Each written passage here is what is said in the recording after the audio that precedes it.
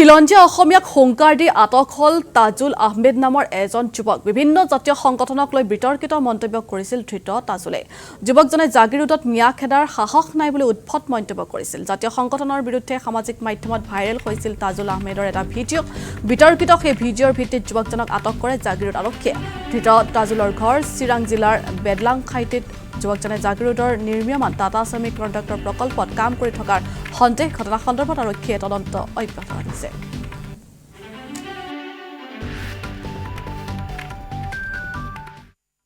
আমাৰ টাটা ছেমি কণ্ডাক্টৰত কৰ্মৰত থকা এজন যুৱকে এটা ভিডিঅ' ভাইৰেল কৰিছিলে তেওঁৰ মোবাইলত, যে মানে কি অসমীয়াৰ যি মানে কি জাতিক মানে হুংকাৰ প্ৰদান কৰি তেওঁ সামাজিক মাধ্যমত সমাজত এটা বৰ বেয়া ধৰণৰ এটা মেছেজ বিয়পাবলৈ মানে যত্ন কৰিছিলে বা সাহস কৰিছিলে।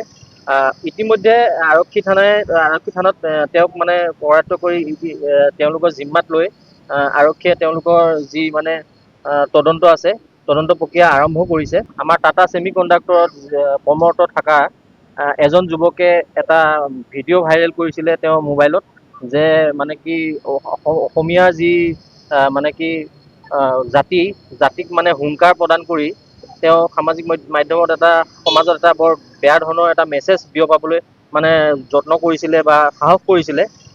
ইতিমধ্যে আৰক্ষী থানাত